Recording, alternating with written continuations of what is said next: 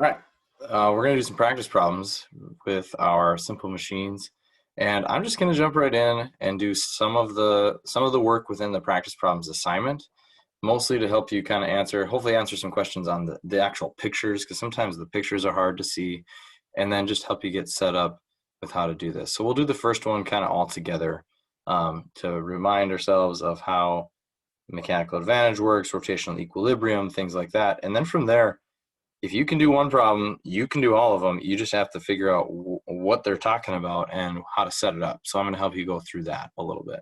So I've got a first class lever. So the first thing I'm going to do is draw what a first class lever looks like, because number one is asking me to sketch and annotate the lever system described above. So I've got a first class lever straight across,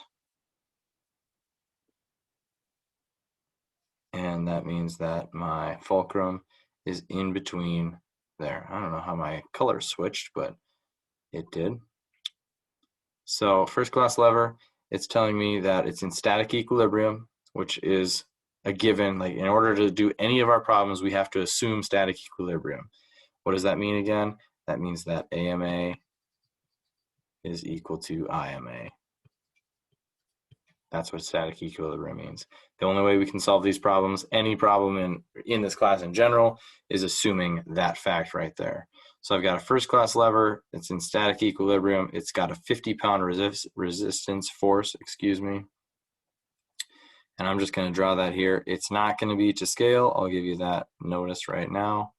FR is equal to 50 pounds, and we'll say FE is over here, and that's equal to 15 pounds. We'll just draw as best we can. So then this means that effort force right here is saying that the lever's effort force is located 4 feet from the fulcrum.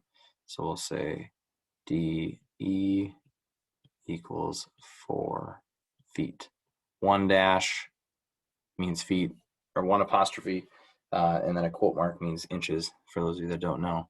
Okay, so then it needs, that's all it gives me, so that would, I assume, mean that dr is equal to we don't know, and so we have that there.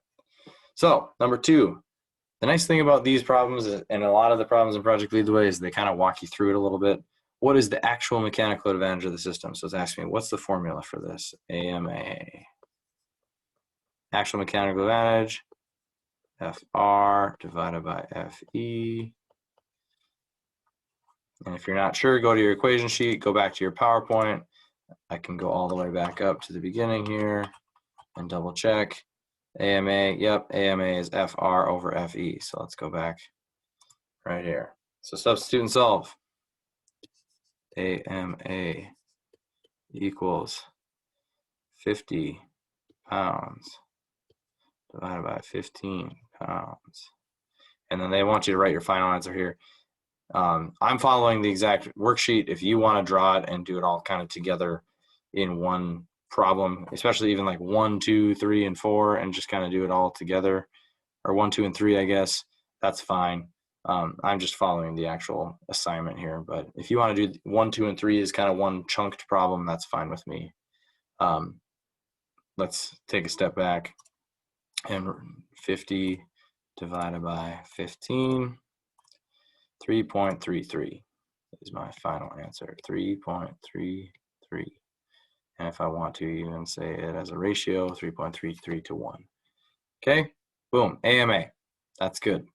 Okay, using static equilibrium equations, calculate the length from the fulcrum to the resistance force. So I know my AMA with static equilibrium. I assume AMA is equal to IMA, and so now I can solve for that. So AMA equals IMA, and I'm going to substitute over on this side and say, since I know AMA, I'm just going to write that in and say 3.33 is equal to, and I would say DE divided by DR, and I know DE is equal to 4 feet divided by DR. And so if I'm doing my math, let me just show how I would do my math here as best I can. So I would multiply this side times dr, And that means if I kind of ignore this part here, since there's an equivalency there, you know what? Let me just step back. I'll erase that for you if I can. Okay, we'll just make this cleaner.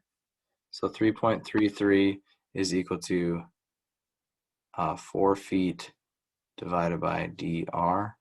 So I want dr by itself, so just a review of algebra. I take this times dr, take this side times dr as well, and when I rewrite that, that means I've got 3.33 dr is equal to 4.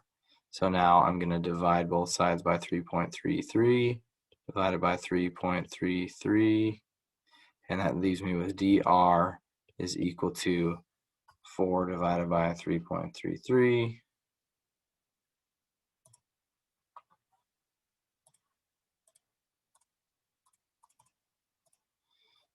dr is equal to 1.2. Went away on me. 1.2 feet. Don't forget labels. This is an engineering class. All numbers should have a label unless it's a ratio. Then the units cancel. So dr is equal to 1.2. Okay? So I went through it fairly quickly, but concept is always AMA is equal to IMA. You're going to have one unknown, figure out what you know, and then plug and solve is all you got to do. Okay? This one, wheelbarrow is used to lift a 200-pound load. The length from the center of the wheel to the center of the load is 2 feet. The length from the wheel to the effort is 5 feet. If you don't want to draw a wheelbarrow, I don't either. So let's just do it like this. A wheelbarrow is a second-class lever. So that means that I've got a fulcrum, I've got a lever arm, I've got a force here. Fr is equal to 200 pounds. I've got an Fe right here that I don't know because they didn't tell me. They tell me that this distance is the length from the center of the wheel to the center of the load is 2 feet. So that's this distance here. And the distance from the wheel to the effort is 5 feet. 5 feet there. Okay, it's not a great drawing, but it's enough to get us going. Now we just do the same thing we did before. I'm not going to walk through this part, but Fr is 200 pounds. Dr, that means is 2 feet. Fe, we don't know. De is 5 feet. I'm going to assume they're going to ask us to find Fe. What is the ideal mechanical advantage? All right, they walk us through. Since we know the distances, we got to find that. And then using that, we find the ideal effort force. There we go. We figure out what the effort force. It says ideal effort force. The only reason it says ideal effort force is because we're using ideal mechanical advantage to figure out what that would be. We're looking, when we do this, and if you think back to our lab, when we do this, we're looking for what, in a perfect world, this should be equivalent. We know in the real world, it's probably not. We're going to have some efficiency issues, but in order to solve and to figure out what we should expect, we can use these equations, and then we would figure out kind of in the real world what would happen. And that's why we do labs and things like that. So that's why it says ideal effort force. It's because we're doing a calculation to figure out what that effort force should be. And then we would figure out what that is later. Okay, this one's a kind of tricky one, talking about a medical technician using a 4-inch long pair of tweezers to remove a wood sliver from a patient. So let's say we've got a little sliver here, and I'm pulling out that sliver with a tweezers, okay? And then somebody is pinching the tweezers. In this, they're saying that the technician is applying a 1 pound of squeezing force to the tweezers and then they're saying that, so that would be your effort force. So tweezers right here would have like a fulcrum like this. They're saying I'm applying 1 pound of force, something like that. And then this squiggle is my splinter. And they're saying if I apply more than a 1/5 pound of force, then that's going to break. So that's actually my resistance. So what you could really do, and they're saying I'm applying a force like that, and I'm applying a force 1 pound like that. And so I'm squeezing it. Really what you can do is you can ignore one side of the tweezers is kind of what they're trying to get at here. And so you could rewrite it and say that I've got, let's say I've got FR equal to 1/5 pound. I've got FE equal to 1 pound. And I've got my fulcrum right there. And they're saying the tweezers, there we go. The tweezers are 4 inches long. So from here to here is my DR, and DR is equal to 4 inches. Sorry for my messy writing. I'm kind of struggling on my screen here right now, trying to go too fast. So ultimately, that's your setup. It's just kind of confusing, so I'll give you your setup right there. And once you're there, I mean, that's the biggest challenge, right? We've done everything else. It's the same thing. They're going to ask you what's the actual mechanical advantage because I have both of my forces, and then I only have one distance. And ultimately, they're going to ask what, where should you be squeezing it so you don't damage the sliver. Okay. This is going to be a kind of a longer video. I'll just quick run through the wheel and axle. Wheel and axle, what's the linear distance traveled in one revolution of a 36 diameter wheel? Remember from videos and from math and everything like that, if you're looking the distance traveled in one revolution, think of a circle. I'm going around the circle. Think what's the measurement around a circle? If I know it's a 36 diameter, I'm talking circumference. I'll let you guys figure out what the equation for circumference is, okay? An industrial water shutoff valve is designed to operate with 30 pounds of effort force. All that's saying is it's a big spigot. So I've got an axle like this. I've got a valve that's like this. Something like that. And the valve is encountering 200 pounds of resistance force applied to the 1.5 inch diameter axle. So your resistance force is somewhere in here. Your effort force is somewhere out here. And that's your setup for the drawing there, okay? You should be able to figure that out from there, okay? Pulleys. Pulleys are a little bit trickier, so we're gonna walk through this pulley one. Several times during a day, a construction crew lifts approximately 560 pounds of material from a flatbed truck to a 32-foot rooftop. A block and tackle system with 50 pounds of effort force is designed to lift the materials.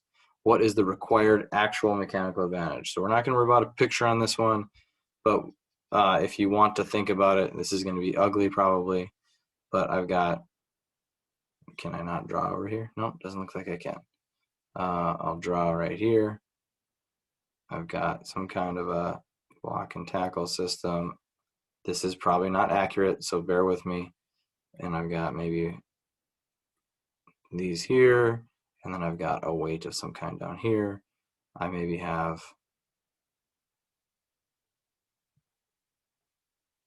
something like this, okay? That's what they're talking about. And I'm pulling down with an effort force, and this is pulling down with a resistance force, okay? Now, if you remember, IMA of a pulley system equals number, if it's a block and tackle, number of strands. So we're going to figure this out. So what is the required actual mechanical advantage? Well, let's see here. Several times a day, the construction crew lifts 560 pounds. So that lifting sounds like it's my resistance because it says a block and tackle system with 50 pounds of effort force is designed to lift the materials. Perfect. So AMA equals FR over FE. So I take 560 divided by 50 pounds. And what do I get when I have that? 560 divided by 50. I get 11.2. Okay, so if my required actual mechanical advantage is 11.2 to 1, then how many supporting strands will it be needed? And so they're talking IMA here.